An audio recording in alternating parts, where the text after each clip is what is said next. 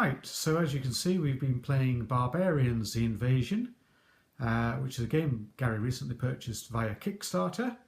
And Gary's going to kick off with this, telling you what he thinks of the game. Right, well, in the words of the great Stuart Lee, I'll give it to you straight, like a pear cider, made from 100% pears. So, this is a game called Barbarians, the Invasions, and it's about, ostensibly, invading various lands, which will gain quite a lot of victory points, as domination points as they're called in the game, as we go. But in order to be able to do that, you've got to be able to gain access to these islands by having barbarian knowledge. So this track will allow you to go further. This will give you some defense. This will give you more resources, and this will allow you to use buildings. This will reduce the number of battles you have to face when you do invade, because if you don't have a token on there, you'll be facing 6 battles from these battle decks. 6 battles is something you wouldn't even think about doing. So you're going to have to move along these tracks in order to reduce that and increase your chances of succeeding, because in order to do that, you've got to use your resources to buy the various types of troops, archers, berserkers, and warriors. Now, all that is generated by the volcano, which is a sort of a clever mechanic. In turn, we place our champions onto the, first of all, one onto the centerpiece.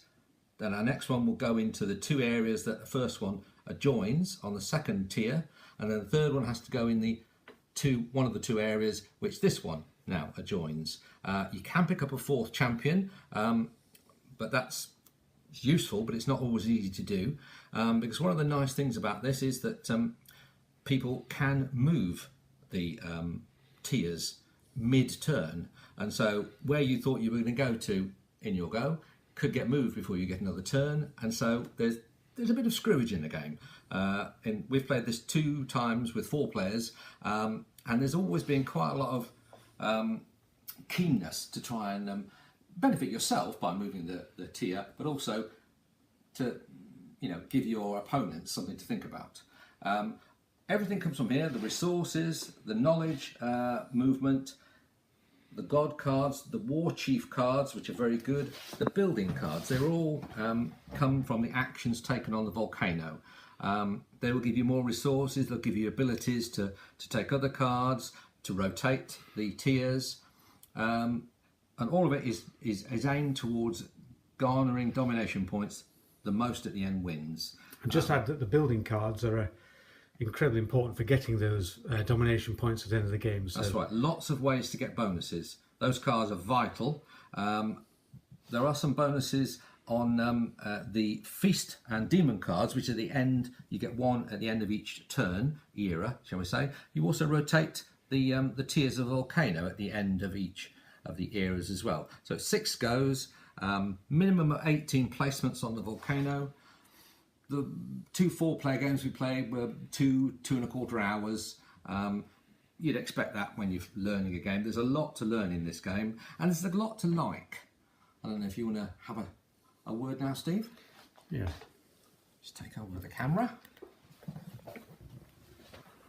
Yeah, well, Gary's gone through the mechanics, and as you can see, there's some fantastic artwork here. And I think we have to applaud them for putting together such a really good package. That said, and I don't want to be too critical, because it's easy to sort of to carp on about these things, but we did have quite a lot of trouble with some of the icons on the cards and on the volcano there. Gary usually had to stand up to have his turn, because he just couldn't read the cards clean enough. I knew he was getting old, his eyesight's never been good, but that was a little bit frustrating, and I know Nick had felt that was a real downer to the game. But other than that, I think the production is terrific. I applaud them for putting together something I think reminds me very much of Tolkien, because of the kind of 3D, obviously the twisting and turning, and it's just an element, isn't it? It's a way of creating a mechanic from a bit of kit, and I think they've done a really good job with that, and it makes you think hard during the game as to what you can do, and I think each of your turns is very exciting. So all in all, I really like this as a game. It's one of the better games I've played this year. and the kind of energy that the game gives is something that I think works really well. I found that each of my turns, I was excited to decide where my champion was going to go on the volcano. I was planning ahead as to what my strategy was on the map, and I usually like a game with a map in it anyway. And what I particularly liked about it was that whenever you got further on, if Gary can just show you some of these elements here, as you get to the end of these knowledge tracks, you'll see there are some bonuses here.